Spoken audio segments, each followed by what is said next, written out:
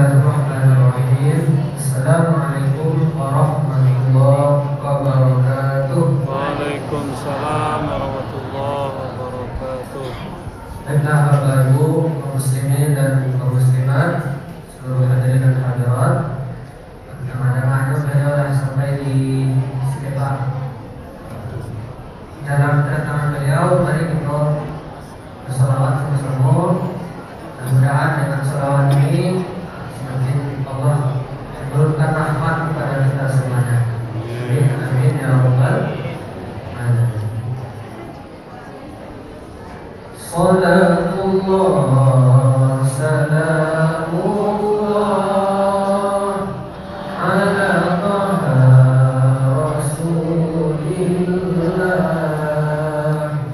Salatullah salamullah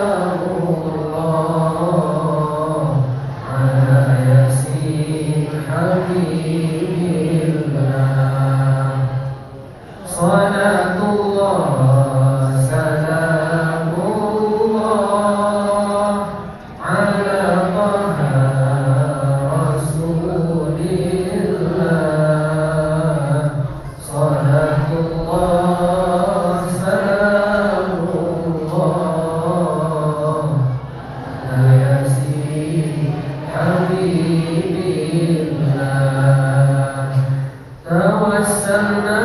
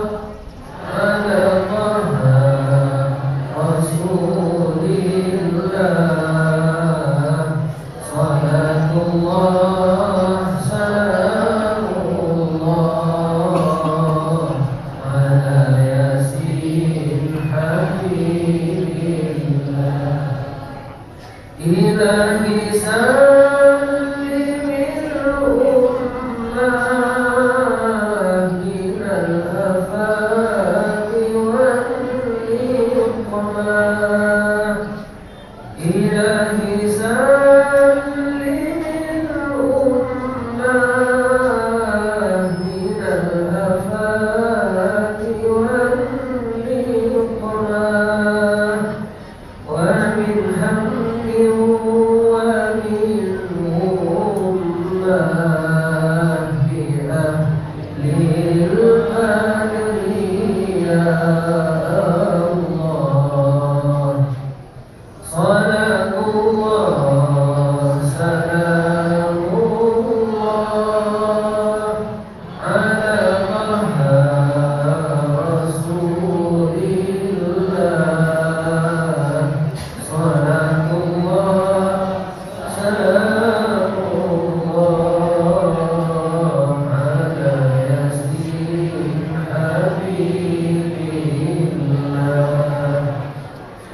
Ilahi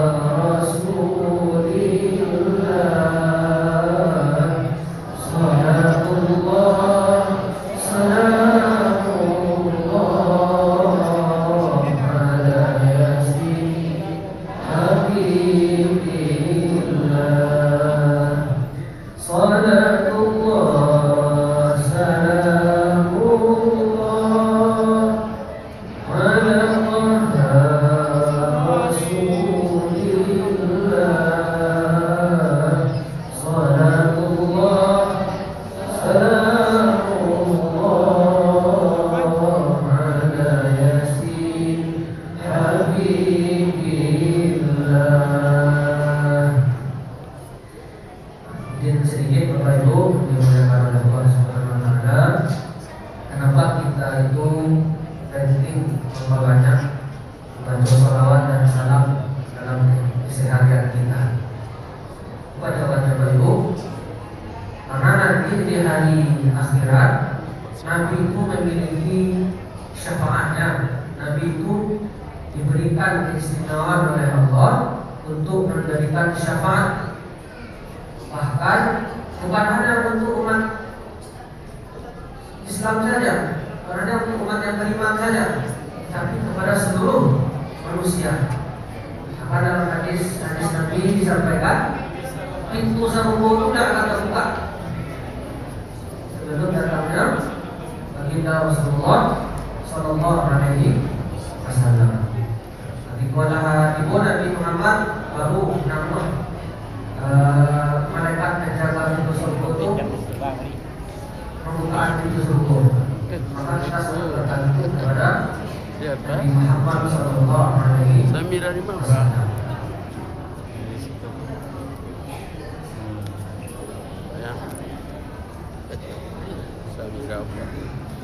Ya, mengenai syafaat, ada syafaat uzma, syafaat agung. Syafaat ini diberikan oleh Allah kepada Nabi Muhammad ketika di padang mahsyar. Saudaraku, di padang mahsyar untuk seluruh umat Islam, sehingga proses itu dipercepat oleh Allah Subhanahu wa taala. Padang mahsyar itu lama. Kita baca hadis itu, jadi kita baca hadis tentang di padang mahsyar itu. Jadi dipercepat karena syafaat dari baginda Rasulullah untuk seluruh umat manusia. Ada nanti namanya syafaat khosah, syafaat khusus untuk orang-orang beriman.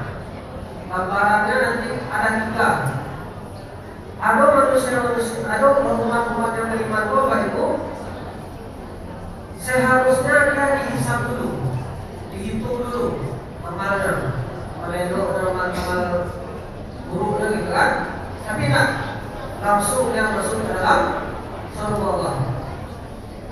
Karena syafaat Nabi tadi langsung yang masuk ke dalam surga tanpa hisab, tanpa diazab pun dalam neraka. Karena syafaat Nabi tadi. Satu. Yang kedua, ada orang itu harusnya dia masuk dulu dalam neraka. Harus masuk atau lalu diampuni oleh Allah. Tapi karena syafaat Nabi ini tak jadi masuk dalam neraka, langsung masuk ke dalam surga. Apa bedanya dengan nomor 1 tadi? Kalau nomor 2 ada hisab. Kalau yang pertama tanpa hisab, langsung menuju sampai. Dan yang ketiga itu adalah ada orang itu seharusnya dalam neraka itu lebih lama, bahkan 2 tahun. Tapi karena syafaat dari Nabi ini dipotong masa tahanannya menjadi 1 bulan misalkan. Dari 20 menjadi 10 tahun. 10 tahun neraka setelah itu nanti kalau dia beriman pasti masuk ke dalam 10 bulan nanti 10 tahun. Tapi kalau tidak beriman, kekal selama-lamanya dalam neraka Allah Subhanahu wa taala. Kira-kira Bapak Ibu di antara yang itu posisi mana kira-kira? Kelompok 1, kelompok 2 atau kelompok 3? Nah, silakan tanya diri masing-masing. Lihat kepada dosa-dosa yang telah dikerjakan, kan? Kalau dari Rasul, banyak salawat. Banyak salawat, jauhi maksiat dan banyak amal ibadah dalam keseharian. Mudah-mudahan dosa-dosa kita diampuni semuanya. Kalau tidak bisa jadi nomor 1, misalkan paling tidak nomor 2 lah. Bisa ada, gitu kan? Tapi tidak pernah merasakan azab dalam Allah Subhanahu wa taala. Amin ya rabbal alamin. Maka bagi yang tidak mampu bersalawat tidak, tapi ini dari syafaat tadi. Maka banyak-banyak bersalawat kepada Rasulullah Sallallahu Alaihi Wasallam. Sallallahu ala Muhammad. Sallallahu alaihi wasallam.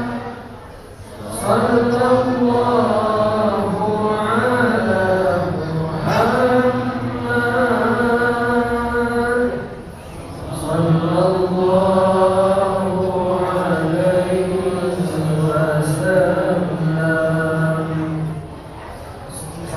Bapak Ibu, sallallahu ala Muhammad,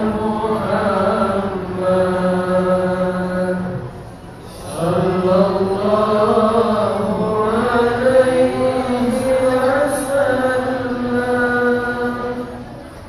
sallallahu alaihi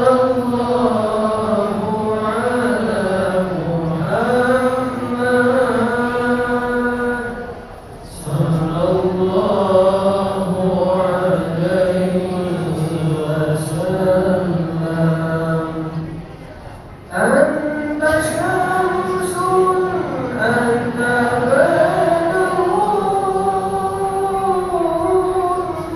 anta nurun fawqa nuri. Anta syamsun, anta badrun, anta nurun fawqa nuri. Anta iksiru wa qali, anta misbahus suduri. Anta iksiru wa qali, anta misbahus suduri. Sallallahu ala Muhammad,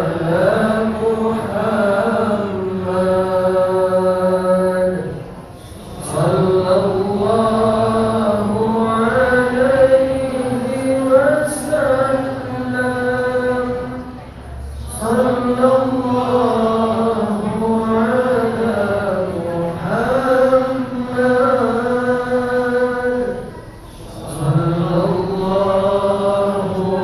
alaihi wasallam.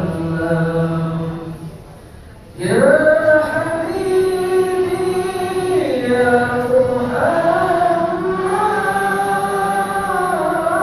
Ya Habibi ya Muhammad, ya Musal khafiqaini.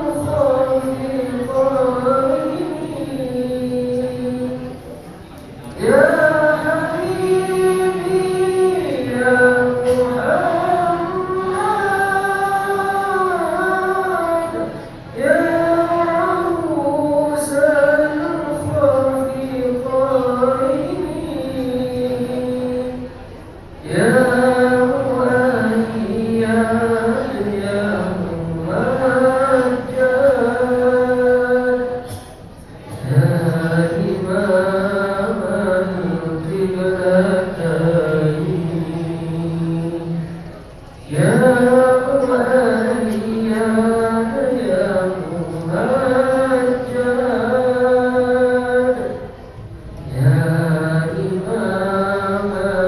al-Qiblataini. Sallallahu ala Muhammad, sallallahu alaihi wasallam, sallallahu ala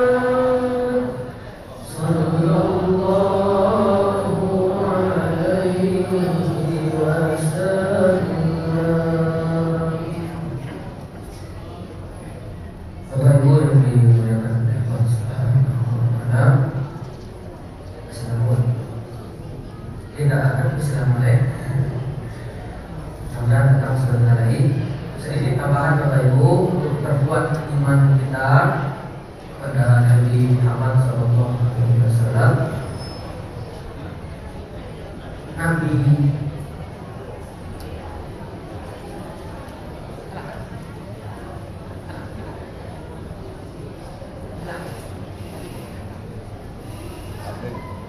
Nabi kita itu Nabi Sayyidun Nas, penghulu sekalian manusia, ya, penghulu sekalian manusia.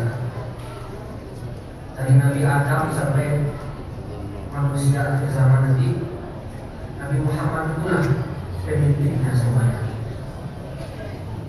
Jumlah Nabi sebenarnya Bapak Ibu itu 120-an. Nabi 120-an, orang-orang pilihannya dari 120-an pun 200.000 balik para rasul.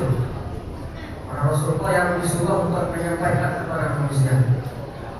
Dari 200.000 balik atau 200.000 balik dalam riwayat yang lain, 25 rasul yang wajib kita ketahui, yang wajib kita hafalkan adalah diberi semua buat sampai 5. Dari yang 25 kok ada 5 nabi terbaik, rasul terbaik, itu yang dikenal dengan rasul ulul azmi. Dari yang 5 kok yang paling cerdas itu siapa? Itulah Nabi kita, Nabi Muhammad sallallahu alaihi wasallam. Berbanyak salawat dan salam dalam keseharian kita, karena kita semuanya bergantung segalanya kepada Nabi Muhammad sallallahu alaihi wasallam. Karena itu kasih dari Allah Subhanahu wa taala. Betul kita disuruh untuk beribadah, tapi jangan sampai dengan ibadah pun merasa hebat ya, merasa sombong. Tidak. Tetaplah banyak ibadah, tapi rendahkan hati Allah serendah-rendahnya. Apalagi kalau ketika disebut nama Nabi Muhammad sallallahu alaihi wasallam. Ada 3 doa ya. 3 doa Nabi, 3 doa malaikat Jibril yang diaminkan oleh Nabi. Pertama apa? Ketika datang bulan Ramadan, Nabi tidak menjadikan itu sebab dia punya dosa-dosanya. Kedua orang penumpang tua, salah satu Nabi tidak berbakti, tidak menjadikan dia punya dosa-dosanya. Dan yang ketiga, disebut ketika orang disebutkan nama Nabi Muhammad, tapi dia tidak bersolawat dan mengucapkan salam kepada baginda Rasulullah sallallahu alaihi wasallam. Sallallahu ala Muhammad,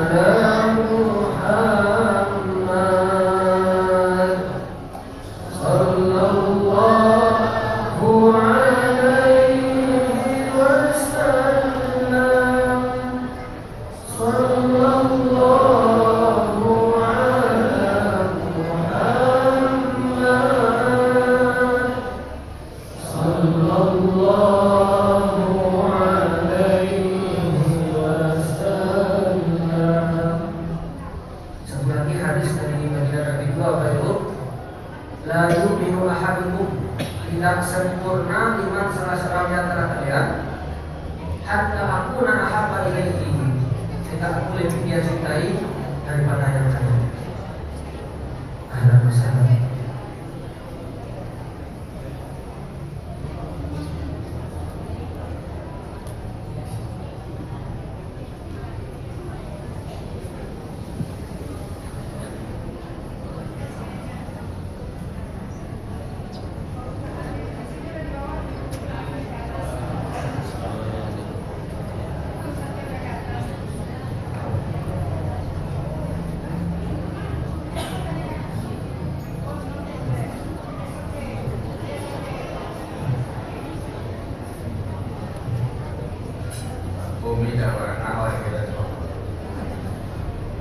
Bismillahirrahmanirrahim. Assalamualaikum warahmatullahi wabarakatuh. Waalaikumsalam warahmatullahi wabarakatuh. Alhamdulillahi rabbil alamin, wa bihi nasta'in ala umuri dunya waddin. Asyhadu an la ilaha illallah wahdahu la syarika lah, wa nahnu nashhadu anna Muhammadan abduhu wa rasuluhu la nabiyya ba'da. Allahumma salli wa sallim ala rasulika al-karim Muhammadin sallallahu alaihi wasallam. Ikuti semuanya bersalawat, kata Nabi kalau namanya disebut disunahkan kita sallallahu alaihi wasallam. Pertama sekali kita bersyukur pada Allah Subhanahu wa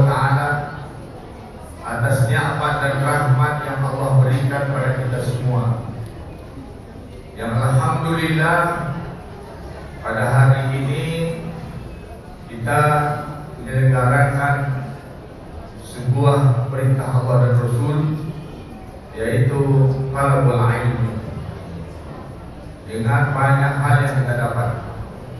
Pertama dapat ilmu, kedua dapat pahala silaturahim, pahala bermajlis, dan majlis ini dipenuhi oleh para malaikat Allah Subhanahu wa Ta'ala. Jadi bapak-bapak sekarang tidak bermajlis hanya dengan para ustaz, tapi bermajlis dengan para malaikat Allah Subhanahu wa Ta'ala.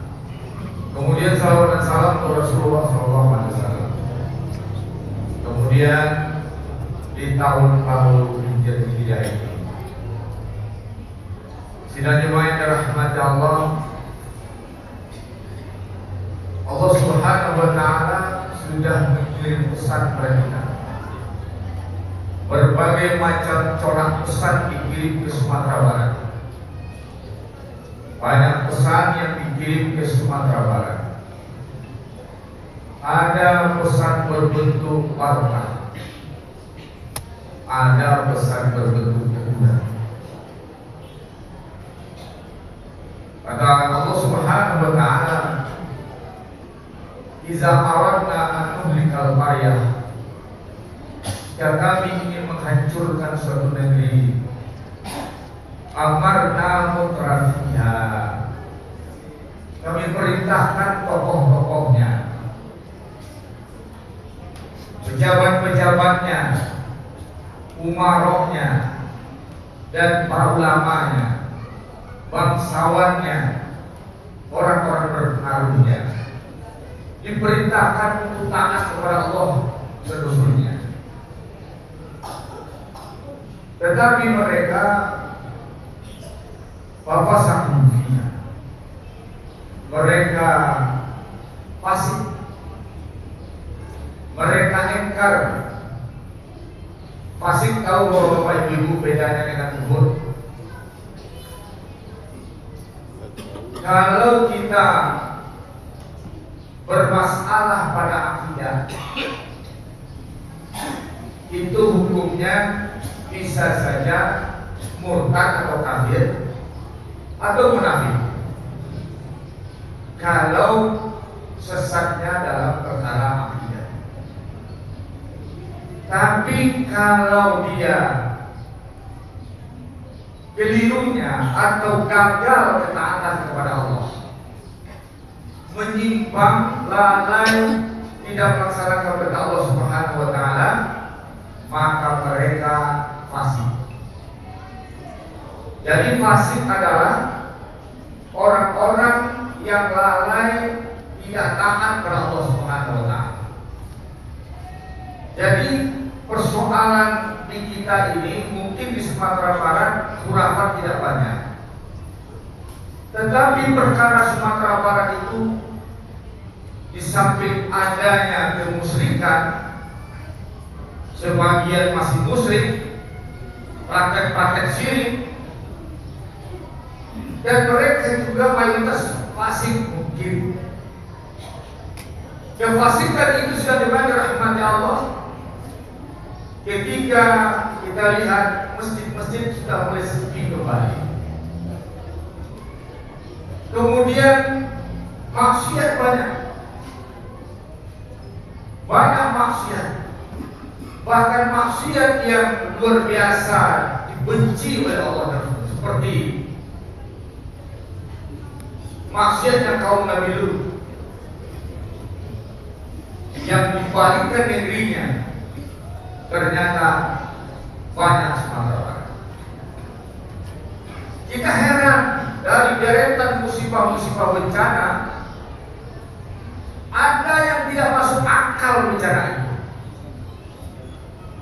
Tidak tahu sumber airnya, tapi ada air bahnya. Betul apa tidak? Betul apa tidak? Kita pergi kepada melewati padang panjang, kalau menyebut dari itu beda kenapa? Nah di jembatan Kabalu, airnya dari mana datang? Tidak dari batang air, dari bukit belakang tuh melantakkan jembatan sampai ke saking tinggi itu jembatan.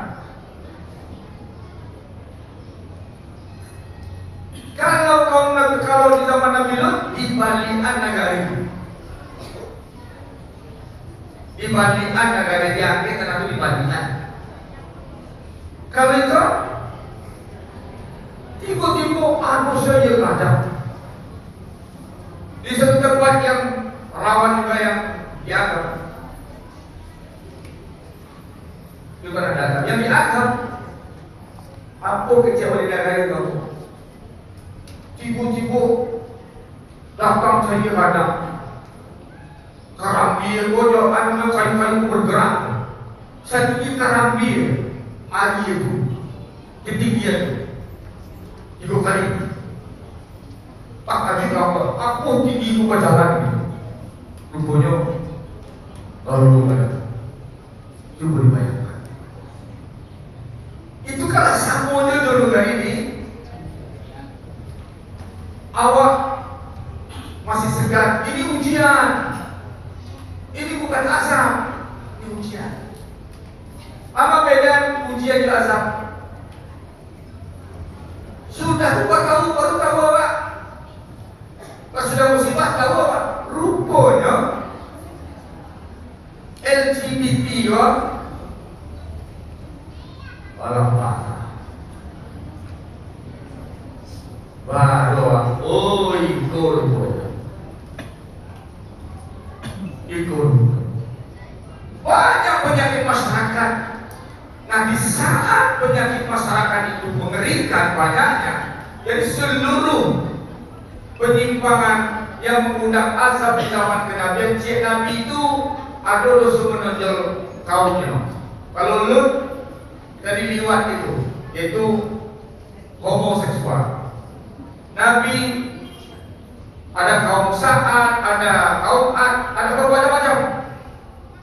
Samud dan Fir'aunnya di tingkat pemerintahan, ada penyimpangan tingkat penguasa itu Fir'aun, ada di kalangan khalayak dosa-dosa rakyat, ada dosa penguasa. Semuanya terjadi di zaman dahulu. Itu dalam satu nabi itu satulah yang menonjol. Tapi di zaman awal kasa doa lahir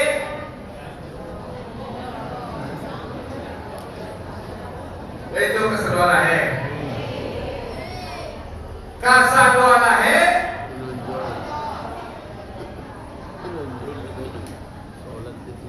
sedangkan umat Nabi dulu cie ya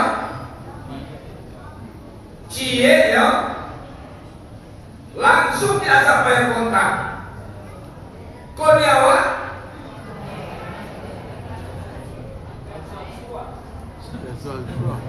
kasar lahir di Quran itu dosa penguasa Fir'aun CS, ada Fir'aun, ada aparat keamanan seperti Junud, ada politisi seperti Haman, ada Bal'am seperti ulama-ulama yang menjual agama demi mendukung kekuasaan dan lain-lain. Semua itu ada. Satu-satu dibalas bayar kontak. Itu dia walah kesedolah Tidak masuk logika. Oke, awak kau cari itu LGBT kau ceklah mau saya zaman dulunya. Apa lo rancak laki-laki berevolusi nomor yang malah dari Allah laki-laki itu kau gue pada mulus gitu. Itu rahasia Allah. Ya dia laki-laki itu pakai kumis, pakai jenggot, ya tak? Jangan kau pada mandi sejarah. Kadia pun patuh. Akan tujuh dia tu. Ketujuh dia.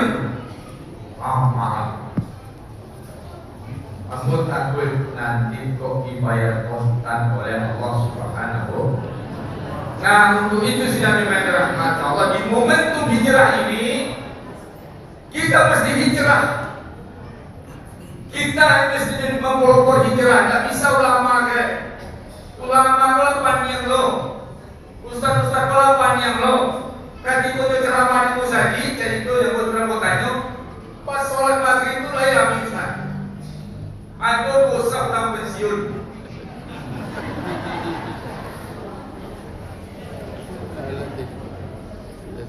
Bosan orang. Malah harus ceramah kok. Oh ceramah mantap lego. Kamila. Rupanya pas sholat selesai, tinggal 5 orang deh. Gari dia imam dia lagi posisinya dia pernah. Nah jemaah orang ketiga lo, kurang mana kakinya lah ya lo. Lapai menjadi ini lo ketiga yo, toga.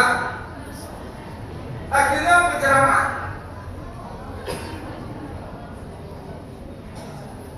Nambah di gogo lah mampu aku lah. Aku lah kamu itu sudah menjawab. Serba sulit. Dibayar ceramah bersemangat. Karena papa lagi gogo, kan saya dikasih lah. Kalau dikasih lah, ada kamu lamaran ini keluar masuk angin kan? Ya, mereka pastinya. Tidak bisa dikasih lagi. Kalau tidak dikasih, itulah lagi buat lamaran juga. Pagi tidak ramah. Itu kondisi. Makanya harus hijrah. Hijrah itu apa? Hijrah itu ada beberapa hal. Ada hijrah fi'liyah, makannya, hijrah makani. Di zaman Nabi hijrah makani, hijrah dari Mekah ke Madinah. Jadi kalau dakwah ternyata tidak subur di Mekah, maka disunahkan hijrah ke Madinah. Kenapa ke Madinah? Allah punya strategi pentingnya. Karena Madinah itu kota perlintasan perdagangan. Kota perlintasan perdagangan. Orang Makkah mesti lewat ke Madinah. Kalau Makkah harus mesti lewat ke Madinah, maka Nabi dihijrahkan ke Madinah. Maka ketika Madinah dikuasai oleh Nabi, maka ada ketergantungan kafir Quraisy untuk membana ke Madinah. Ini tidak bisa lewat ke Madinah. Jadi ekonomi dengan dikuasai Madinah, ekonomi Mekah Quraisy anjlok. Quraisy lemah. Posisi strategis dikuasai oleh makanya ini kok Prabowo yang target lah Selat Malaka. Kalau di Iran apa namanya? Hormuz. Indonesia Malaka. Ditarget lah Selat Malaka. Akibatnya bisa membuat Singapura bangkrut. Apa cara lain? Nanti emosi lah deh. Pas satu lah ada yang pokok gulingkan Prabowo. Tapi ada Indonesia pakai telepon. Selat Prabowo ya? Itu rasionya. Dan sampai terjadi Indonesia menguasai lintas perdagangan. Boleh di Iran itu mempanah Amerika. Di awal ada apa tuh? Selat Malaka. Itu rahasionya.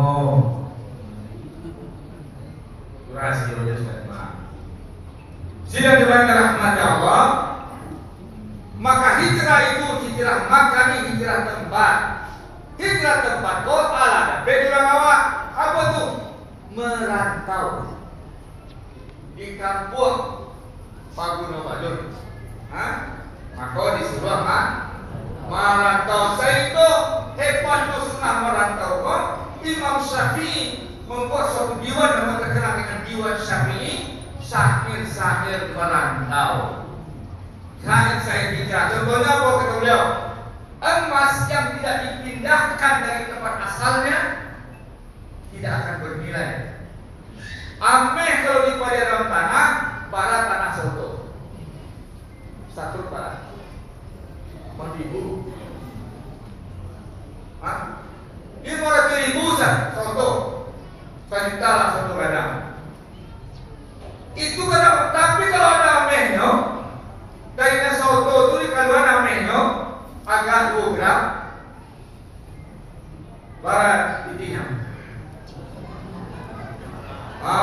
Itu pada saat air yang tidak mengalir tidak akan jernih dan sehat pada saat air mana tahu. Makanya apa? Nggak duduk di rumah kami ya kenapa?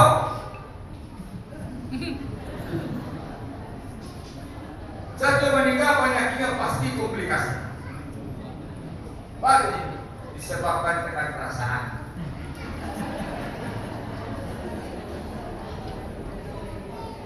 Iya dulu. Iya benar. Jadi suamiku kalau nak bantu beli dulu,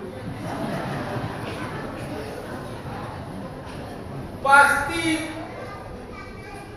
manahan emosi tapi berang kaki. Soalnya kalau berang awas mesti dia. Apa tak rumah? Angin apa?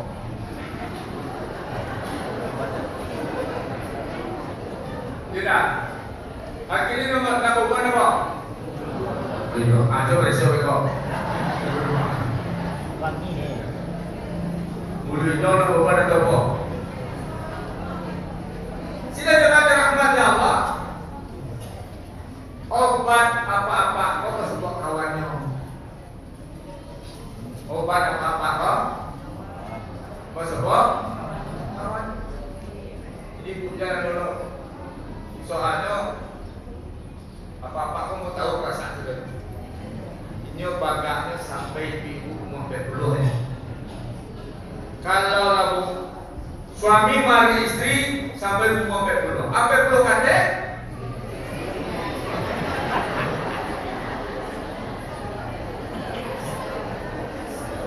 Sabaga udah di pasar Ibu di rumah. Pura-pura pakai hasil. Kadang-kadang kok apa-apa kok serang buku ya kawan. Kalau speaker, ibu kalau semua manggas sebenarnya. Tahu kawan, kalau suka. Ibu kalau mana pun suami itu santun, pulang Aduh, yo, ambo kalau bangun kalau ada, pandai lah dia cantik kawan. Kadang-kadang suami gue yang malunya, oh itu, siapa aku tadi dong? Padahal, lain di bagian ya, malam kok gak kawan tuh. Nah, sila dimana rahmat Allah balik ke cerita hijrah. Hijrah makani itu penting. Maka orang tua sukses itu kalau sudah merantau. Sukses itu kalau dia tidak sibuk kuliah segala macam dan akademisi, makanya merantau. Kalau pulang orang Minang sadonya indah tempat di Minang. Hijrah ke Madinah. Hijrah kedua sedang dimana rahmat hijrah fi'liyah. Hijrah amal perbuatan. Hijrah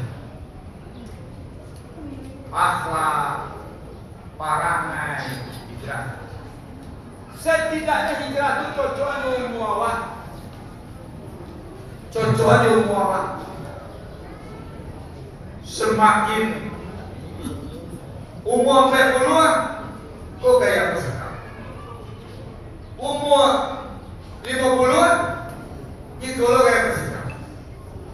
Kok umurnya 50 gaya BG itu banyak. Masuk generasi Z. Jadi cocokan baik kata-kata, baik sikap, baik pola cocok dulu. Soalnya kata Nabi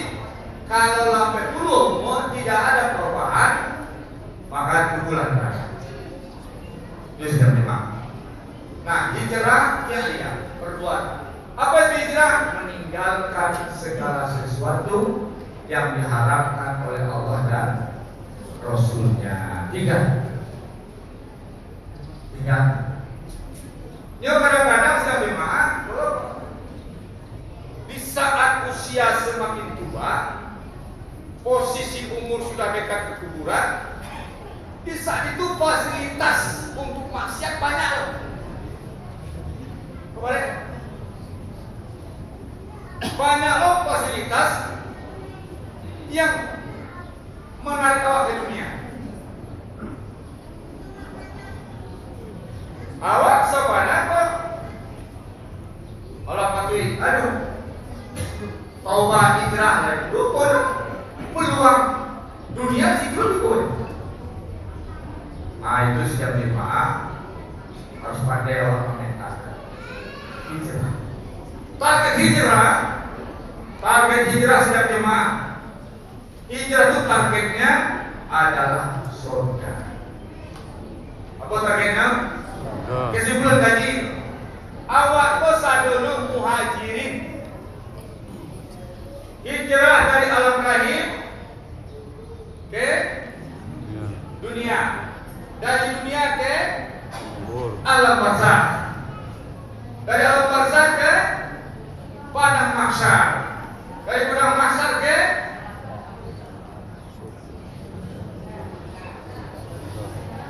kemana? Kama pasar dugo karena nasirnya ada tuh apa?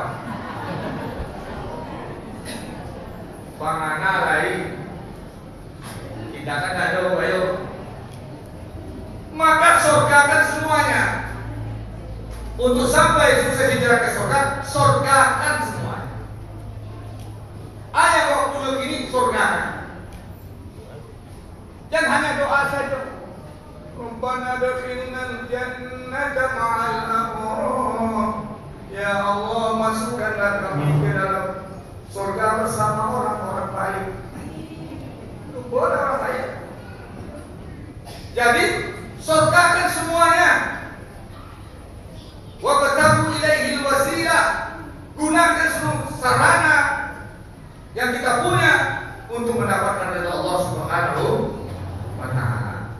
Oh kadang-kadang tagak sudah tembak para polisi hilang. Jadi tagak dalam dia pak, nan para bom mana pun tak jujur deh, tidak tahu juntuang. Namun dua orang dikata kepanjang lah, pada merah pak orang terus. Ambo kena di Senayan. Salah satu calon kandidat jadi mengambil jabatan di Senayan. Bela Ambo, ya Ambo berjabat berkali. Jadi Ambo sedang apa? Pasal Ambo berhenti di Kobo. Kobo nak tahu? Ini bapak ini bukan ustaz ini.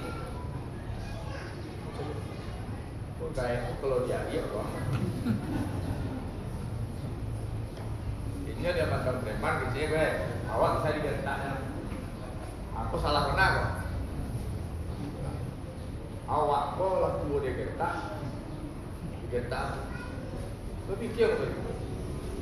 Di kode lah deh. Kalau gue jawab, gue langsung stroke kok. Bukan ini. Gimana? Apa juga? Saya belum jawab stroke ya. Dari kumpul luar. Dari kumpul belum punya preman Indonesia di sini di kumpul. Di sini kalau aku saya Pak. Saat dua berapa? Anu jadi ya. Baru jadi aku, ada ni anu kali dia itu. Tidak. Lain tahu ibu, kecil orang meninjau bapak sangka kawan ibu anaknya. Sarek marantau itu. Ini anak itu pejabat. Kawan kuliah. Akhirnya Ji, gaya aku pasan dulu saya para tahu tigo. Anggur malah doang, baik tapi tigo saya. Pertama bisa makan kanyang di Kinali. Kedua lolos barang di Morokasang. Ketiga luluh motor di Jerman.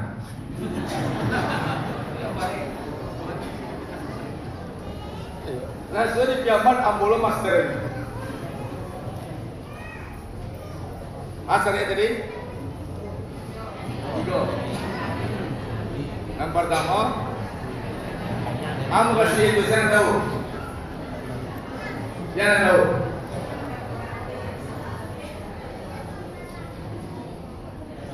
Maju barang di Morokasang. Jangan tahu tuh. Buaya banyak.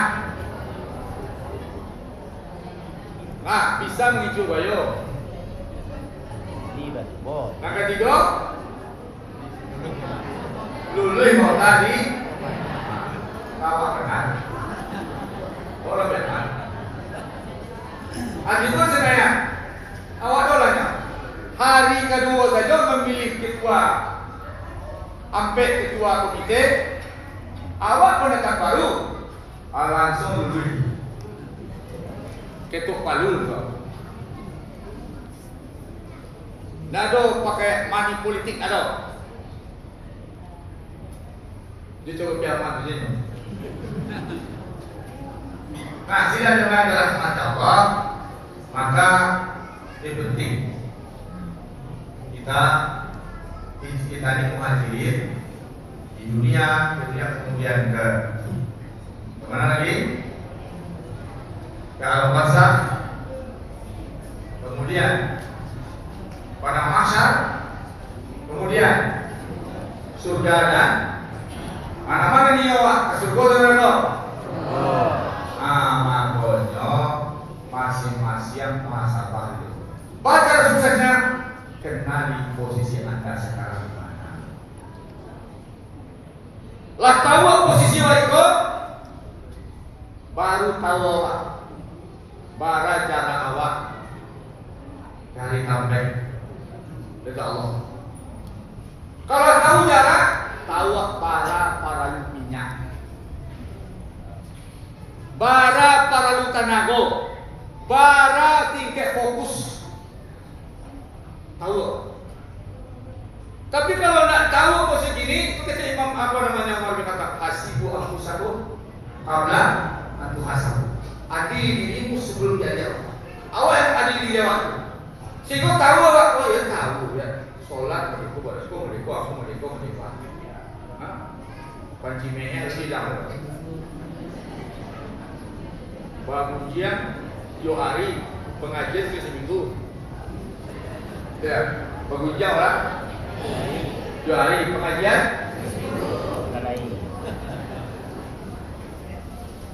Bagi. Pengajian di hari pengajian ke seminggu. Tuh, kas dulu. Oke, ya. Ya, siapa?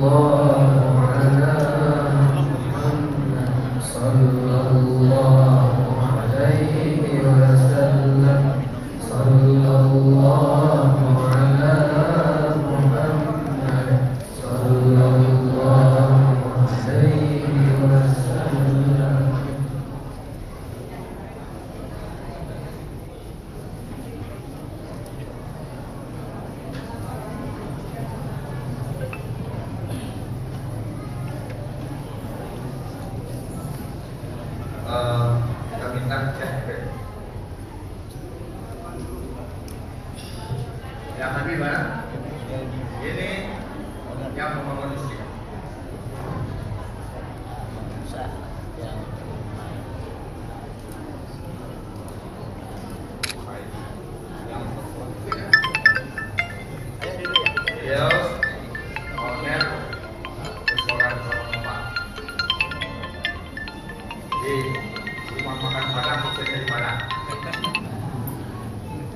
Nah, ibu yang di depan nanti yang berdiri nanti apa?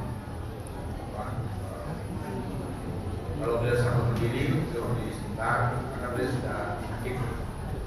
Kalau jangan kalau yang depan berdiri nanti kasihan yang belakang. Apalagi yang di belakang tuh yang langkah dua percayaan. Makanya dulu kok matus sehat percaya kapur. Tidak, apa tidak? Mato sehat. Jadi kamu sih kok kata bedanya mana laki laki mana laki. Atau kata bedanya mana hijrah? Ayo hijrah, sepakat hijrah? Sepakat hijrah? Habis setelah hijrah berjuang, sepakat berjuang? Sepakat berjuang?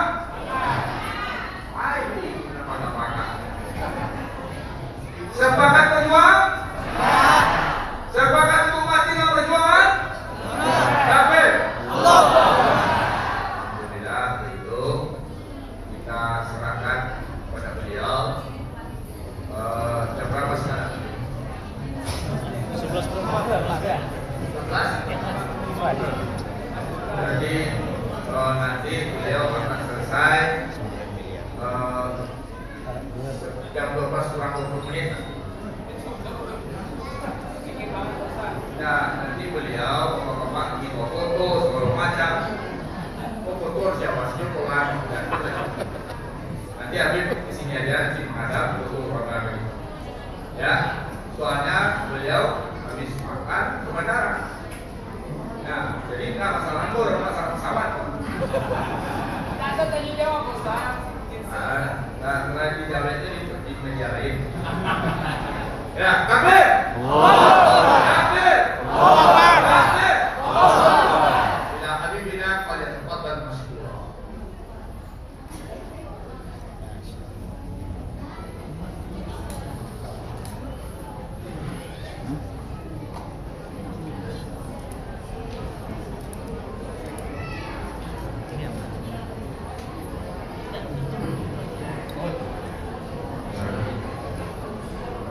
Assalamualaikum warahmatullahi wabarakatuh. Waalaikumsalam warahmatullahi wabarakatuh.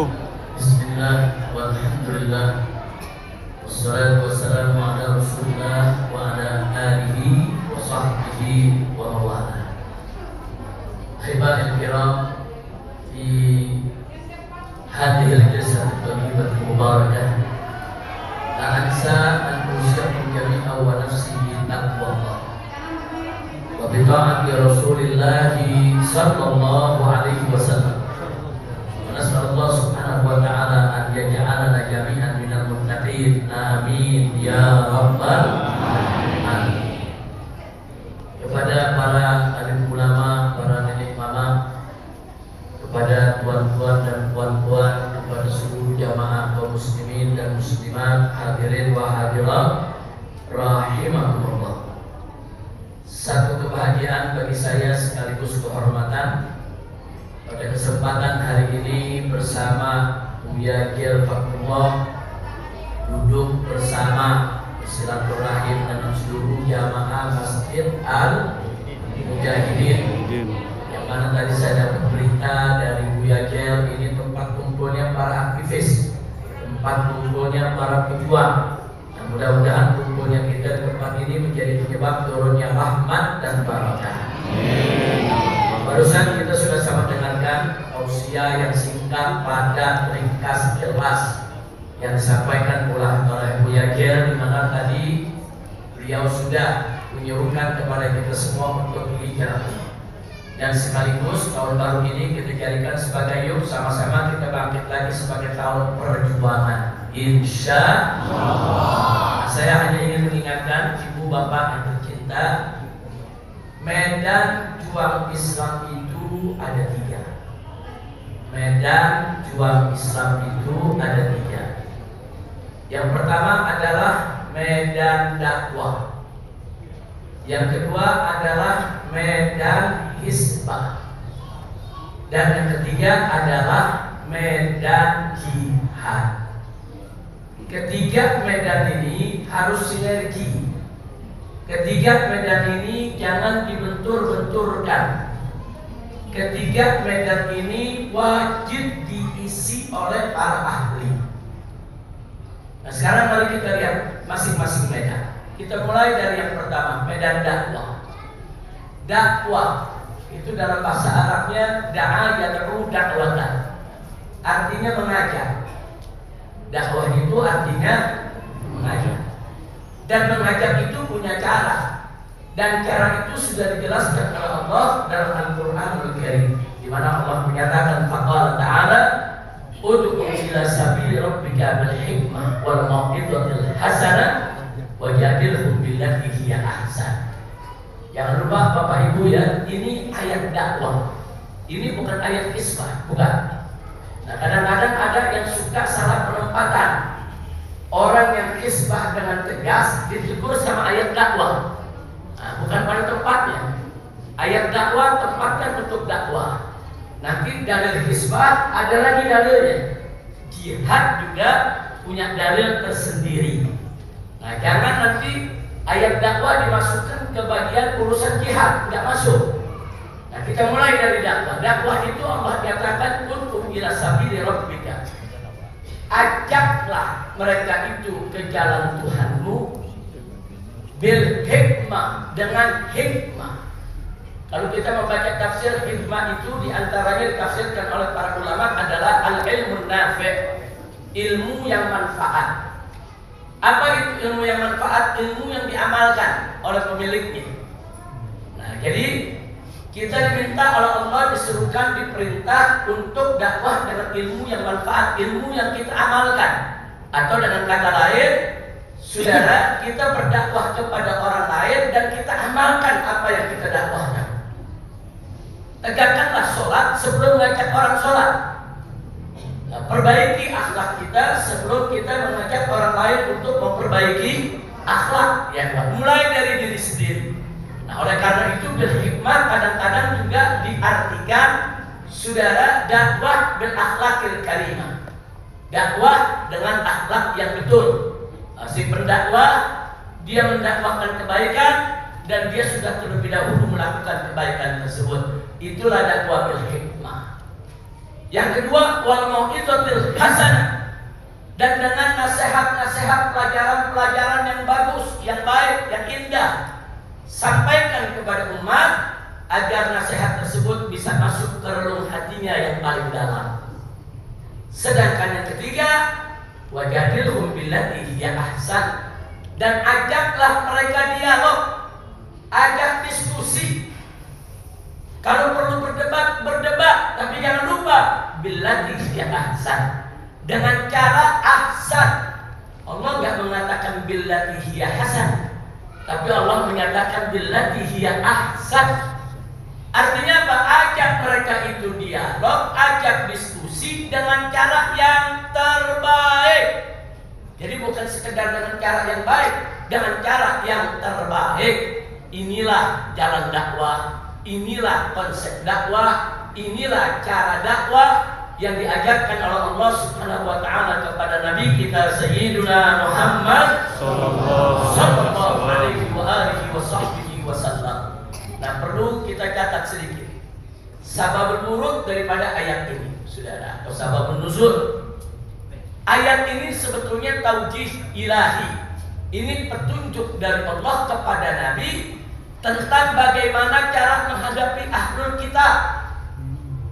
Ayat ini Allah turunkan kepada Nabi sebagai bimbingan bagaimana cara menghadapi orang-orang kafir itu, khususnya ahlul kitab. Ud'u Ud'u ila sabil rabbika bil hikmah. Ajak mereka ahli kitab, ajak itu orang-orang di luar Islam. Bil hikmah, ajak kemana? Ila rabbik, ajak ke jalan Tuhan, ajak mereka masuk Islam.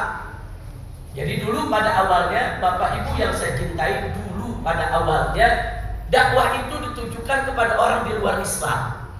Dakwah itu bukan untuk umat Islam. Dakwah itu ditujukan orang yang belum masuk Islam, kita dakwakan, ajak agar mereka masuk ke dalam Islam. Kalau sudah masuk Islam, maka mereka kita lakukan amar ma'ruf nahi munkar. Amar ma'ruf nahi munkar buat orang yang sudah masuk Islam. Tapi kalau dakwah buat orang yang belum masuk Islam. Hanya saja dengan berjalan dan berkembangnya zaman, banyak orang Islam pada akhirnya nggak ngerti Islam. Banyak orang Islam yang nggak ngaji. Banyak orang Islam yang nggak belajar.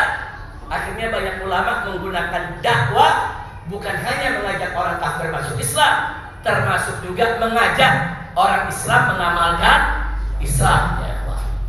Nah, ini kita bicara tentang bagaimana ayat ini turun. Nah, yang saya ingin garis bawahi, Allah memerintahkan Nabi diskusi dengan orang kafir, dengan ahlul kitab, billati hiya ahsan, dengan cara yang terbaik. Nah, kalau dialog dengan orang kafir saja kita disuruh dengan cara yang terbaik, lalu bagaimana kalau dialog sesama umat Islam, saudara? Dialog sesama umat Islam harus lebih bagus lagi caranya. Nah, ini kadang-kadang kita terbalik. Dialog dengan orang kafir sopannya, santunnya luar biasa. Giliran dialog dengan umat Islam dan kafir-kafiran, main sesat-sesatan, saudara. Inna lillahi wa inna ilaihi raji'un. Jadi saya mau ingatkan, saudara, ayat ini Allah beri petunjuk kepada Nabi bagaimana berdakwah kepada orang kafir. Kepada orang kafir saja harus berhikmah, harus mau'izah bil hasanah, harus dengan diskusi yang terbaik. Itu dakwah kepada orang kafir. Apalagi dakwah kepada umat Islam, saudara, harus tingkat hikmahnya harus lebih kuat, mau'izah hasanahnya harus lebih bagus lagi, saudara. Begitu juga diskusinya jangan kalah bagus dengan diskusi kita kepada orang-orang di luar Islam. Insya Allah. Nah, baik. Dakwah, kembali pada arti dakwah. Dakwah itu mengajak, Pak, ya. Yang namanya mengajak itu harus santun, harus lembut, harus ramah, harus sopan. Namanya juga ngajak. Yang namanya dakwah mengajak, saudara, itu harus simpatik agar menarik. Dakwah nggak boleh kasar, betul. Dakwah nggak boleh keras, betul. Jadi kalau ada mengatakan itu dakwahnya keras, saudara, tunggu dulu. Ini yang keras dakwahnya atau hisbahnya? Nah, jangan dicampur aduk, saudara. Kalau dakwah wajib lembut, santun, ramah, sopan, saudara, simpatik, menarik, wajib. Tidak ada perbedaan siapapun, saudara, wajib dakwah dengan lemah lembut, dengan ramah, dengan santun, dan yang paling utama adalah dengan kesuri tauladanan. Nah, karena tadi kita sebut berhikmah, yaitu dengan ilmu dan kesuri tauladanan. Tunjukkan akhlak yang bagus, itulah dakwah, saudara. Nah, lalu bagaimana yang kedua? Hisbah. Medan yang kedua adalah hisbah. Apa itu hisbah? Hisbah itu istilah fikih untuk perbuatan amar ma'ruf nahi munkar. Amar ma'ruf nahi munkar, kalau kita dalam bahasa Arab, al-amru bil ma'ruf wan nahyu anil munkar. Panjang kalimatnya, tapi dalam fikih disebut dengan satu kata, hisbah. Nah, jadi kalau disebut al-hisbah, maksudnya adalah amar ma'ruf nahi munkar. Nah, untuk amar ma'ruf, amaro ya'muru, artinya apa? Amar, perintah, nyuruh. Kalau bahasa Indonesia itu disuruh, ya Pak. Nyuruh, menyuruh. Amar ma'ruf itu menyuruh. Amar, yang namanya suruhan, yang namanya perintah, wajib tegas. Nah, beda tuh. Kalau ngajak dakwah lembut, yuk kita sholat yuk. Nah, itu ngajak tuh. Sudah. Kalau amar ma'ruf enggak, ini udah maghrib, sholat kau nak. Nah, itu perintah, amar ma'ruf. Sudah. Jadi kalau amar ma'ruf tegas, Kalau dakwah lembut, saudara. Suruh. Atau kita lihat aja pasukan prajurit tentara. Kalau komandannya lagi memberi aba-aba di lapangan saat upacara, siap gerak. Kenapa keras, Bu? Kenapa harus tegas? Perintah. Nah, coba kalau komandannya jenderal, siap gerak. Itu prajurit bilang, ini si Boti bukan jenderal. Jadi kalau perintah mesti tegas. Nggak bisa perintah memayu, nggak bisa. Perintah harus tegas. Presiden perintahkan menteri harus tegas. Menteri perintahkan kepala dinas harus tegas. Gubernur perintahkan camat harus tegas. Nggak ada itu perintah, Pak Menteri kalau bisa begini Pak Menteri ya. Pak Menteri laksanakan ini, bukan kalau bisa, saudara. Jadi kalau perintah harus. Nah sekarang nahi munkar, mencegah kemungkaran harus lebih tegas lagi. Nah ini dalilnya, saudara, jangan pakai ayat dakwah. Dalilnya pakai hadis yang Nabi menyatakan, man ra'a minkum munkara falyughayyirhu biyadihi, fa in lam yastati fa bilisanihi, fa in lam yastati fa biqalbihi, wa dzalika ad'aful iman. Ini dalil nahi munkar, mencegah kemungkaran. Apa kata Nabi? Man ra'a minkum munkara, barang siapa di antara kalian, hei orang beriman, ada yang melihat suatu kemungkaran, falyughayyirhu, wajib dia ubah. Dengan apa dia ubah? Biadihi. Nah, tangan di sini, Bu, bisa dua arti. Bisa makna hakiki, bisa makna majazi. Makna hakiki ini tangan. Pakai tangan nih, saudara. Obrak-abrik itu tempat maksiat, obrak-abrik itu tempat perjudian. Ini pakai tangan, pakai tenaga, harus berani. Itu makna hakiki. Tapi ada makna majazi. Tangan di sini bisa diartikan kekuatan, kekuasaan. Nah, atau cukup Pak Camatnya dengan tanda tangan, kan pakai tangan juga tanda tangan. Tanda tangan putusan, tutup itu tempat pelacuran. Saudara. Artinya apa? Saudara, yang punya tenaga pakai tenaganya, yang punya kekuatan pakai kekuatannya, yang punya kekuasaan wajib pakai kekuasaannya. Rubah itu kemungkaran. Fa'il wastati, tapi kalau dia nggak bisa bagaimana? Mau pakai tenaga, dia nggak punya keberanian. Mau pakai kekuasaan, dia nggak punya jabatan. Dia orang biasa, saudara. Fa'il lam yastati, kalau dia nggak mampu pakai tangan, Nabi yang mengatakan fabilisannya, maka rubahlah kemungkaran dengan lisannya, dengan mulutnya. Ada orang berbuat maksiat di depan dia, kasih tahu, hei kau berhenti, kau jangan main judi di sini. Hei kau berhenti, kau jangan tenggak itu minuman keras. Hei kau berhenti, kau jangan undang itu murka dari Allah Subhanahu wa Ta'ala. Sampaikan dengan lisan kita. Hei kalau kau nggak berhenti, awas ya. Nah, jadi artinya itu bil lisan. Fa'il lam yastati, kan nggak bisa juga pakai lisan. Nah, ada orang lagi judi, preman, mau pakai lisan, ya. Yang judi 15 orang bisa bunuh, digebukin. Yang mau nahi munkar cuma sendirian, saudara. Nah, itu apa? Nggak bisa ini. Pakai lisan nggak mampu, saudara. Nah kalau pakai lisan nggak mampu, kata Nabi, fa'il lam yastati, kalau nggak bisa juga dia pakai lisannya, fa biqalbi, maka cukup dengan hatinya. Tapi ada catatan dari Nabi, wa dzalika ad'aful iman. Tapi yang pakai hati itu adalah selemah-lemahnya iman. Yang perlu dicatat di sini, Bapak Ibu, ini Nabi menyebutkan ala sabil tartib, bukan ala sabil tahyir. Nabi menyebutkan ubahlah kemungkaran itu dengan tangan, lisan, hati. Ala sabil tartib. Nabi sebut secara tertib berurut. Wajib yang pertama dengan tangan. Kalau nggak mampu baru yang kedua. Selama masih mampu nggak bisa pilih yang kedua, nggak boleh. Masih mampu pakai yang pertama, jangan pilih yang kedua. Nah, kalau yang pertama udah nggak mampu, baru pilih yang kedua dengan lisan. Yang kedua nggak mampu juga, baru pilih yang ketiga, yaitu dengan hati. Ini namanya al-sabil tartib.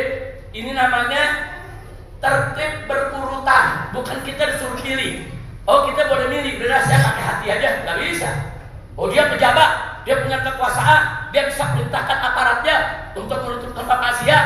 Terus tahu-tahu dia katakan, udah saya dengan hati aja, nggak boleh. Wajib dalam kekuasaannya, wajib dalam jabatannya. Kalau dia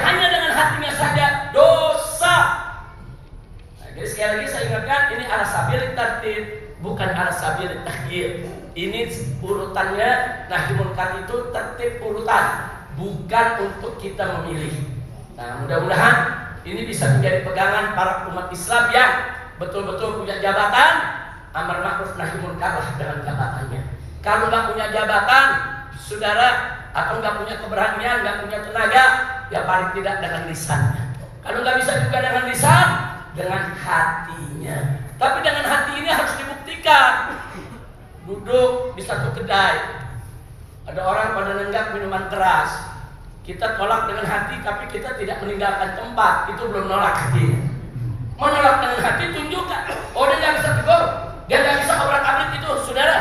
Tinggalkan tempat tersebut, jauhkan tempat tersebut. Sebagai bentuk apa? Sebagai bentuk protes hati kita yang kita tuangkan dalam bentuk perbuatan.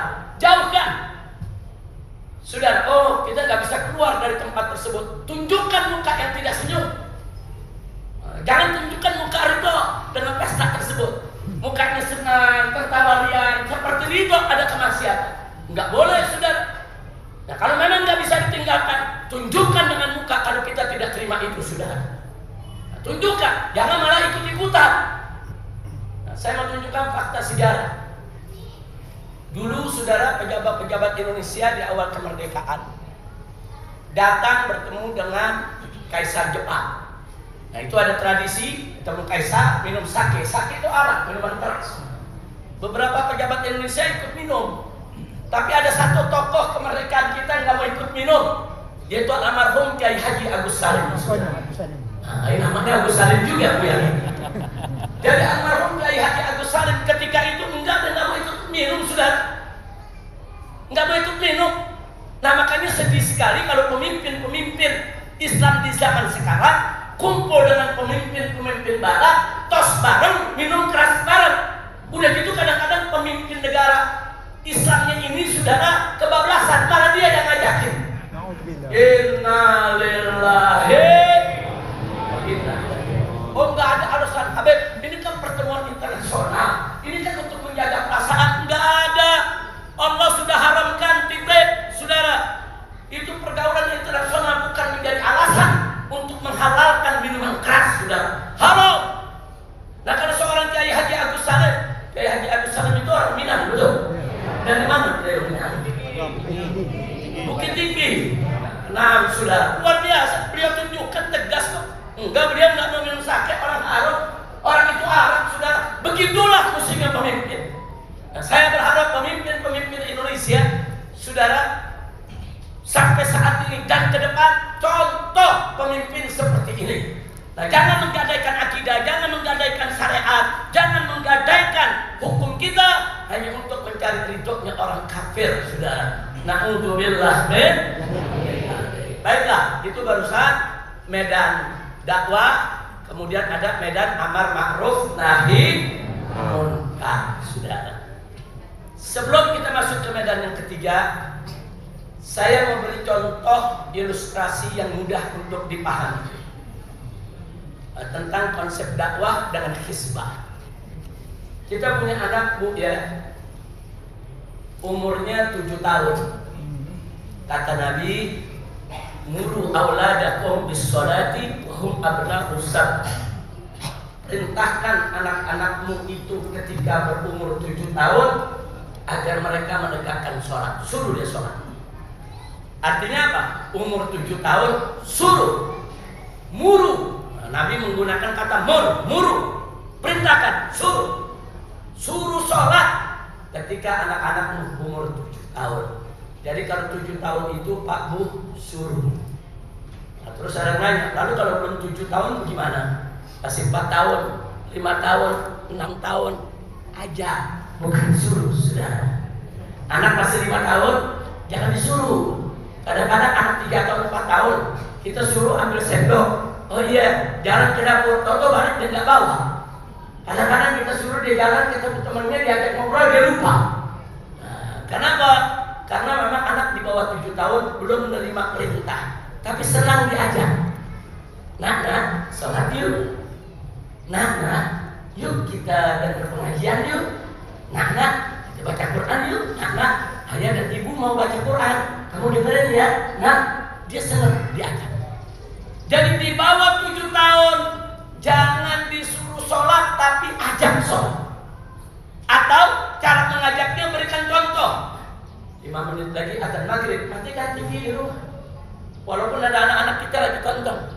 Kalau tiap hari kita lakukan itu, mau maghrib matikan, mau maghrib matikan. Dari maghrib sampai isya nggak pernah kita nyalakan. Nanti habis isya baru dinyalakan. Anak belajar dari yang dilakukan bapak ibunya. Kalau itu selalu kita lakukan besok, begitu kita lagi asik nonton jam 6 kurang 5 tuh anak yang mati sudah. Kenapa? Dia sudah terbiasa melihat perilaku ayah dan ibunya seperti itu. Itu namanya mengajak dengan perilaku. Itu dakwah. Nah itu yang dimaksud dakwah, saudara. Dakwah itu mengajak, beri contoh. Di bawah 7 tahun, beri contoh. Dakwah, ajak, jangan disuruh. Apalagi dipukul, udah boleh. Kemudian Nabi mengatakan, wadribuhum 'alaiha wa hum abna'u asyr. Dan ketika usia anakmu sudah 10 tahun, pukul agar dia sholat. Artinya kalau dia nggak mau sholat, pukul. Tapi dengan pukulan yang tidak melukai. Nah ini bapak-bapak pukulnya jangan nggak kira-kira. Jangan pukulnya kayak pukulan Mike Tyson. Jangan pukulan yang melukai, yang membahayakan keselamatan anak kita. Pukulan yang sekedar membuat dia jerah. Jangan sampai dia meninggalkan sholat lagi, saudara. Pukulan yang menunjukkan kita sebagai orang tua tidak ridho dia meninggalkan sholat. Nabi yang suruh umur 7 tahun, 8 tahun jangan dipukul, suruh. 9 tahun jangan dipukul, suruh. Tapi kalau sudah 10 tahun, pukul. Nah, jadi itulah bedanya. Di bawah 7 tahun, dakwah.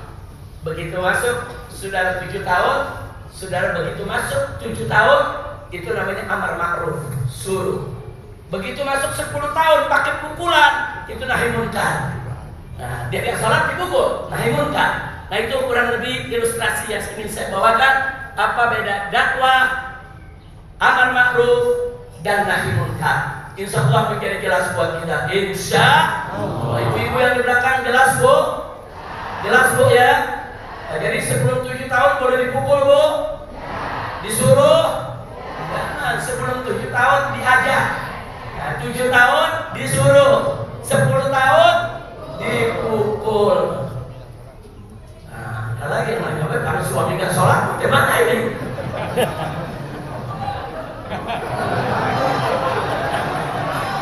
Ini kalau kita pakai suara ibu-ibu pukul.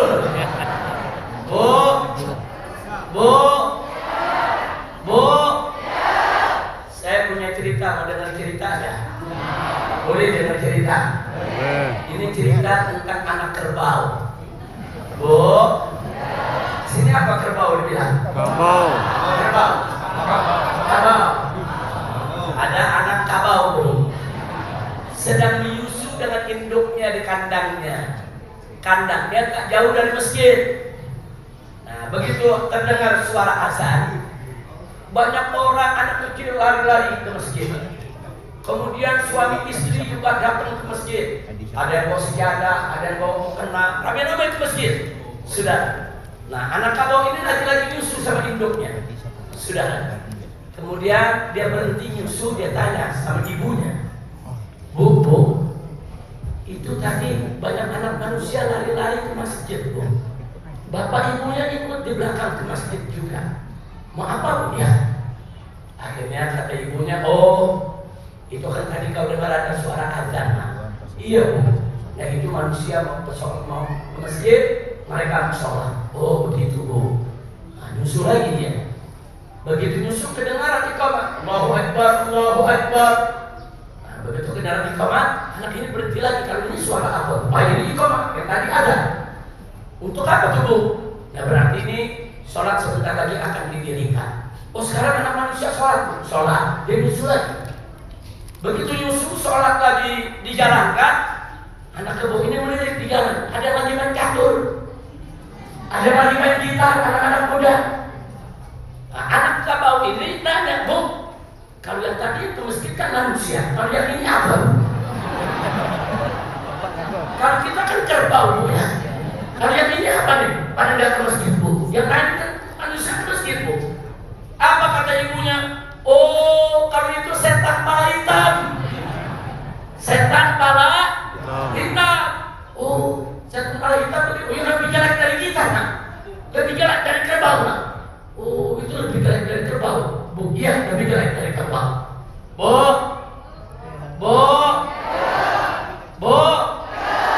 kira-kira dari cerita ini paham nggak? Paham nggak? Anak-anak muda nih, apalagi anak-anak muda nih, cerita ini paham nggak? Jadi kalau besok suara azan terdengar, ada yang nggak mau ke masjid, ada yang nggak mau sholat, berarti dia berarti dia Bu.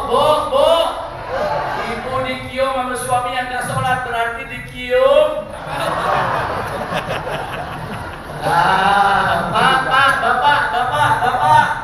Bapak punya istri nggak sholat, itu istri bapak belum, berarti belum kabau. Betul. Punya lurah nggak sholat, berarti lurah.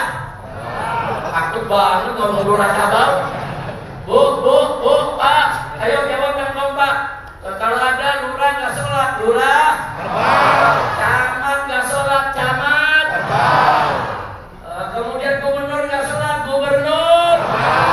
Presiden nggak sholat, presiden. Ustadz nggak sholat, ustadz. Habib nggak sholat, habib.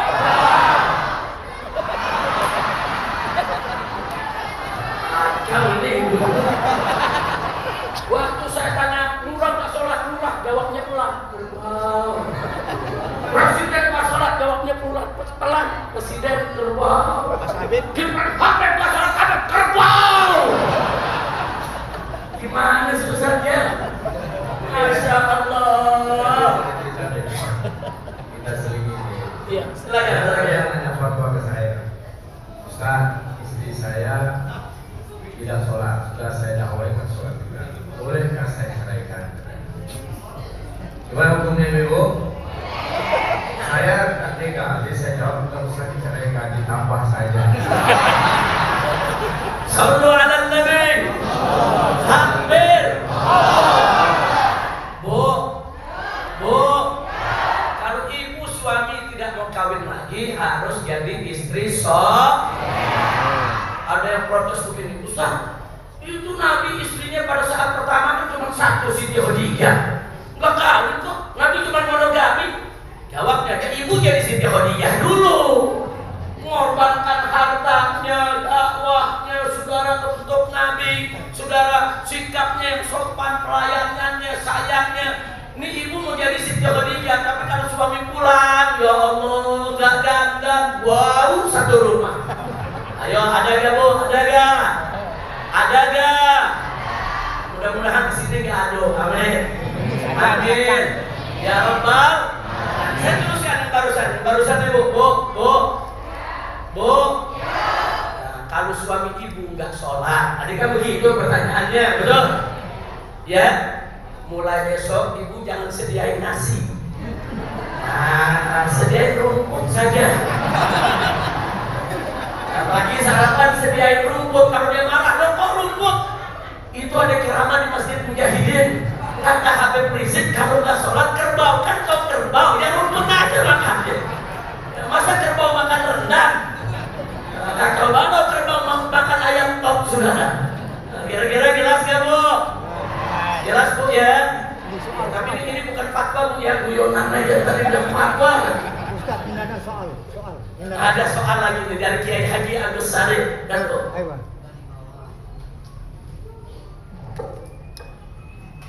Ada masjid beberapa di Sumatera Barat dan di negara lain juga, saya pernah di India. Iya. Dan katanya yang perempuan nggak lagi ke masjid soal katanya.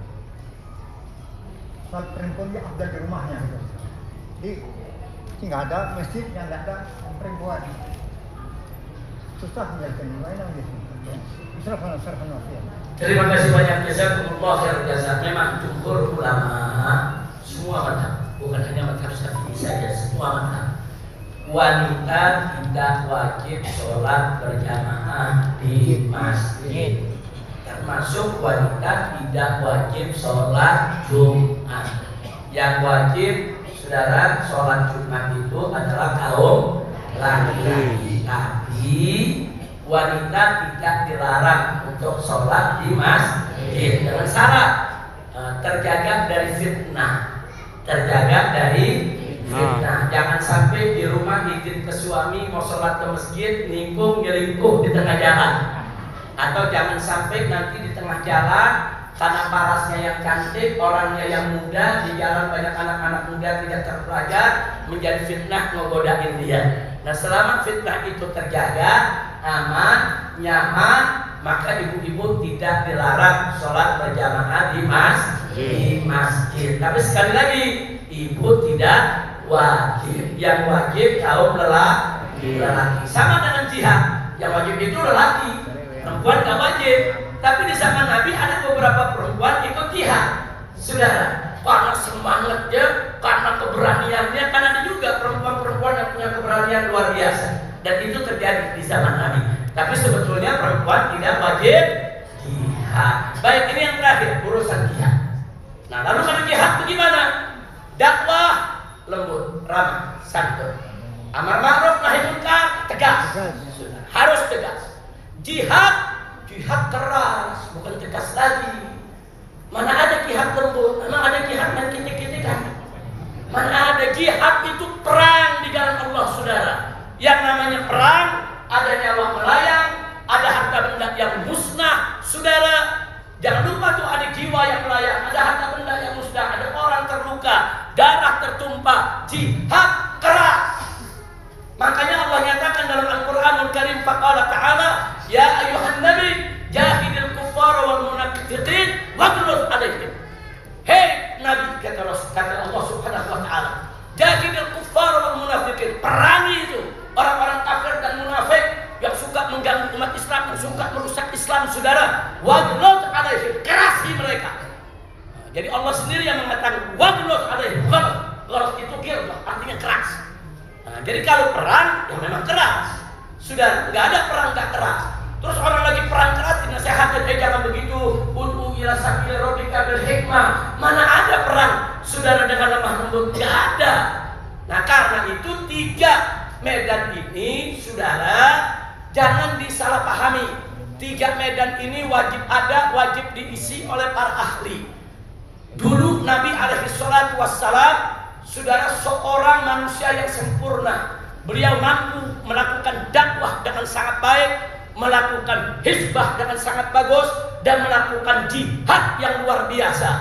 Nah, begitu juga para sahabat tadi, seperti Khulafa Rasyidin, Sayyidina Abu Bakar wa Umar wa Utsman wa Ali radhiyallahu anhum, saudara. Mereka juga begitu. Nah, mereka melakukan dakwah, hizbah, jihad sekaligus, saudara. Nah, lalu bagaimana dengan kita sekarang ini? Sekarang ini, saudara, nggak banyak manusia yang mampu melakukan ketiga-tiganya. Ya, mungkin ada segelintir orang, dia bisa dakwah, dia bisa hizbah, dia bisa jihad. Tapi nggak semua orang bisa. Termasuk para ulama, saudara, termasuk para tuan-tuan guru. Ada yang bagus dakwahnya. Kalau dia sudah berdakwah, orang bisa meneteskan air mata. Kalau dia sudah berdakwah, betul-betul masuk ke relung hati, menyentuh sanubarinya. Kalau dia sudah berdakwah, berapa banyak yang tadinya tidak baik menjadi baik, berubah, saudara, ke arah yang lebih baik. Subhanallah. Tapi begitu diajak hizbah, dia nggak mampu. Mungkin nggak mampu, saudara, karena faktor usianya, atau mungkin nggak mampu karena faktor penyakit yang dideritanya, atau mungkin nggak mampu. Dia ini punya prioritas. Saya ini punya pesantren, santri saya 20.000. Kalau saya hizbah, saya ditangkap, siapa ngurus santri saya 20.000 orang? Sudah, biarlah yang lain saja yang hizbah. Saya dukung, saya doain, saya urus pesantren. Enggak apa-apa, boleh kita bagi tugas. Nah, jadi jangan ada, saudara, orang yang dakwah terus enggak hizbah, kita gelak. Percuma dia dakwah, tapi dia enggak melakukan amar ma'ruf nahi munkar. Enggak boleh. Itu namanya bagi-bagi tugas, taksimul akmal wal adwar wal wadhaif. Bagi-bagi peran, bagi-bagi tugas di antara kita. Yang kedua, ada lagi aktivis, saudara, hizbahnya hebat, beraninya luar biasa, luar masuk penjara, saudara. Tapi begitu disuruh dakwah, yang masuk ke relung hati orang nggak bisa. Apalagi disuruh nangis, lebih nggak bisa lagi, saudara. Nggak bisa. Karena memang dia tuh sudah turun jadi aktivis dakwah kemana tempat. Toto diundang sama panitia. Panitia undang Ustaz kan biasa amar ma'ruf nahi munkar, tegas. Nanti ceramah di masjid saya bikin umat nangis, dia bingung dia sudah. Dia nggak pernah bisa bikin orang nangis, dia bisa membangkitkan semangat orang. Kedor itu kemaksiatan, saudara. Nah orang-orang semacam ini wajib kita dukung, kita doakan. Kalaupun kita nggak mampu, saudara, dukung dia berjuang. Jangan dikela, jangan bilang, itu dakwahnya kekerasan, itu dakwahnya nggak seperti dakwah Nabi, itu dakwahnya kebablasan, itu dakwahnya dalam batas.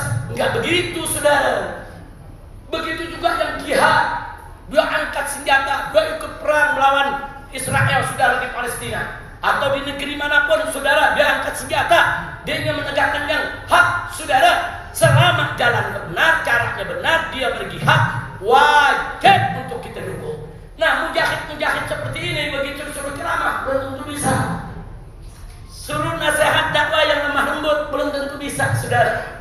Nah jadi saudara, solusinya bagaimana? Solusinya yang hebat dalam dunia dakwah, yang hebat dalam dunia hizbah, yang hebat dalam dunia jihad, disinergikan, saling dukung, saudara, saling memenangkan, saling menopang, saling mendoakan, bukan saling menjatuhkan. Begitu juga umat, jangan ngadu-ngadu. Oh, kalau guru saya dakwahnya lembut, bukan seperti guru sana kekerasan. Enggak begitu. Yang dibawa juga, alhamdulillah, guru saya dakwahnya memang lembut, tapi yang besar itu guru yang tegas itu amar ma'ruf nahi munkar, saya doakan juga, saya dukung juga. Mestinya begitu. Saya kasih contoh yang simpel, saudara.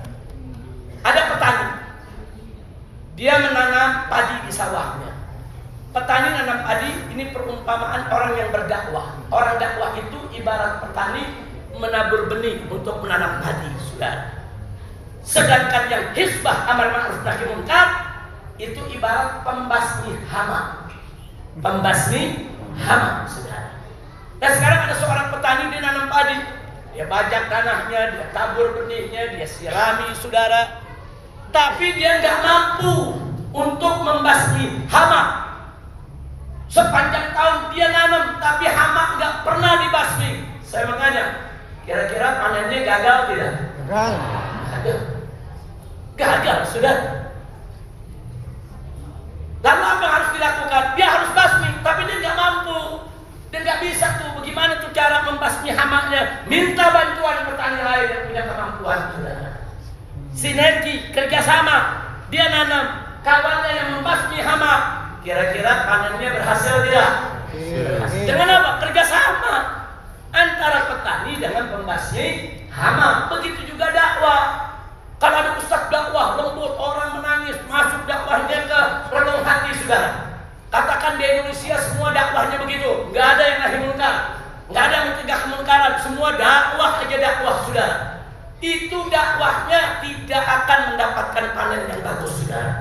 Kenapa? Dia dakwah di masjid, dia dakwah di pesantren, dia dakwah di madrasah, dia dakwah di majelis taklim. Tapi begitu keluar pintu masjid di jalan sana, saudara, pedagang narkoba, saudara. Hantu penggoda, saudara. Bahkan sampai dia pulang ke rumah, setel dia punya TV-nya, saudara, semua maksiat masuk ke dalam TV-nya, saudara.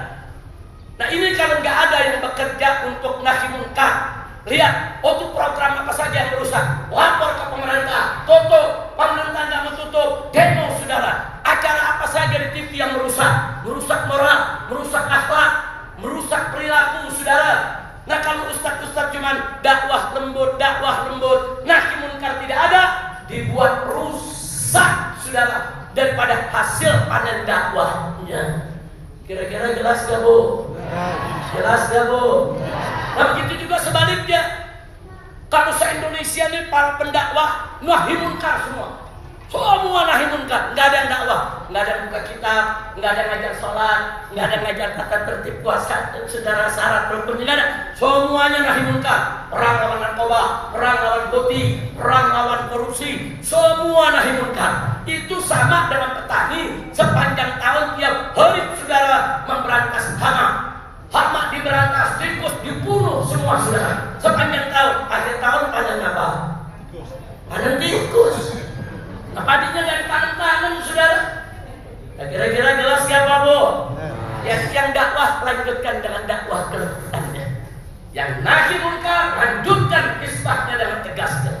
Yang jihad, saudara kita dukung. Oh saudara-saudara kita, saudara para mujahidin yang ada di Palestina, Gaza, melawan Israel, mereka perlu bantuan, kirim bantuan sebanyak-banyaknya. Bantuan pakaian, bantuan obat-obatan, bantuan kemanusiaan, dan bantuan senjata sekalipun, saudara. Kirim. Kita nggak jihad, ada saudara, kita yang jihad.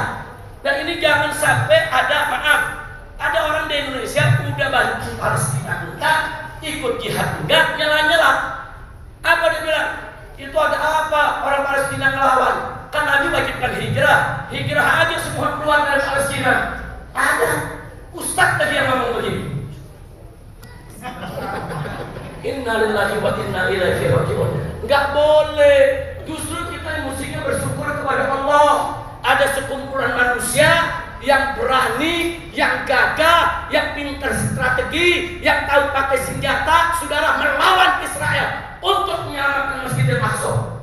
Sehingga dosa kita se-Indonesia, saudara, gugur kewajiban karena mereka sudah melakukan fardhu kifayahnya, saudara. Nah, jadi jangan sampai yang saya mengingatkan di sini, saudara, udah kita jihad enggak, bantu enggak, doain enggak, nyala lagi. Minimal. Kalau enggak mau bantu, enggak mau doa, enggak apa-apa. Minimal diam, tutup mulut, jangan menjatuhkan mental para mujahidin. Betul? Takbir. Sebelum saya tutup, saya akhirnya. Yuk mari, yang bisa berdakwah dengan lembut, lanjutkan dakwahnya. Semoga Allah berikan kemenangan dalam dakwah Anda. Yang bisa para aktivis melakukan amar ma'ruf nahi munkar, jangan berhenti. Jangan. Karena begitu amar ma'ruf nahi munkar berhenti, bencana bisa datang menimpa kita. Dan bencana kalau sudah datang al-bala ya bencana kalau sudah datang semua, yang baik tidak baik semua kena. Nggak ada tuh gempa nanya, rumah kiai yang mana, rumah tuan guru yang mana, rumah preman yang mana.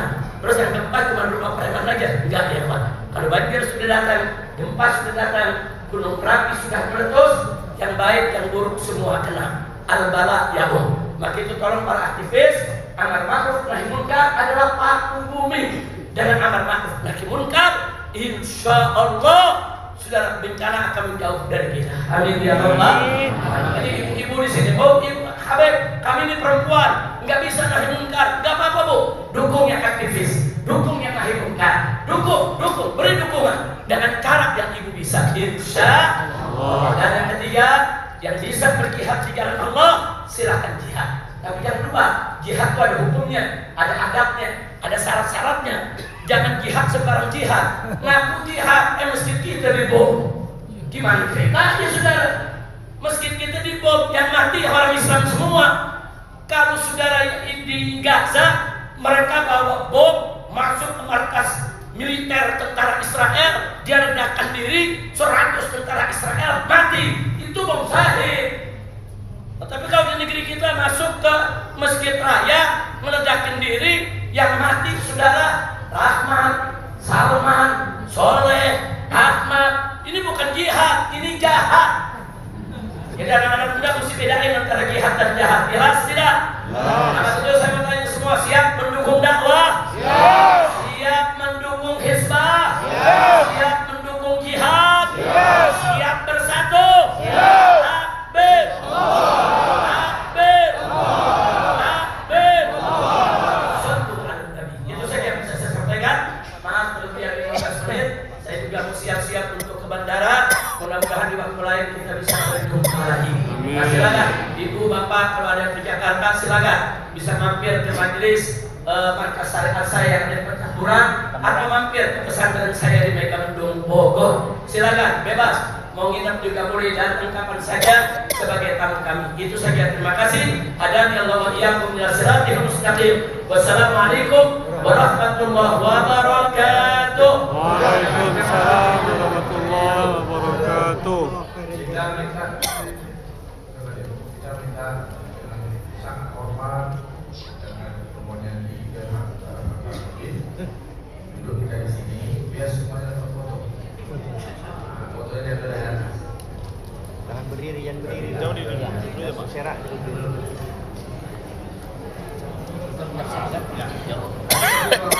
Yuk. Tetap duduk masing-masing ibu, tetap duduk, jangan ribut-ribut. Tidak bisa salaman, maaf, tidak bisa salaman. Ya, tangan Nabi sakit dan istirahat. Duduk, duduk, duduk, duduk. Duduk Pak, duduk Pak.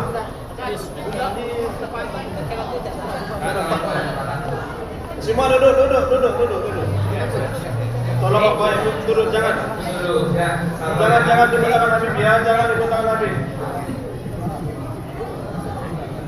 Nanti kalau kesal-kasar, nggak bisa kita.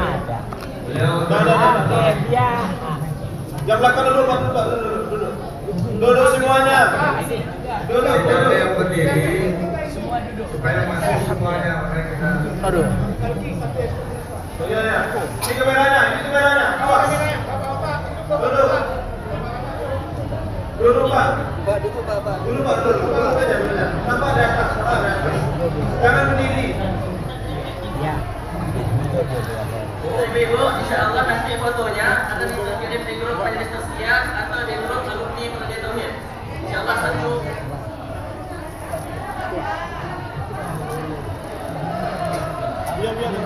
Nah, 1, 2, 3. Allahu Akbar. Takbir. Allahu Akbar. Takbir. Allahu Akbar. Lagi takbir. Allahu Akbar. Takbir. Allahu Akbar. Tauhid. Allahu Akbar.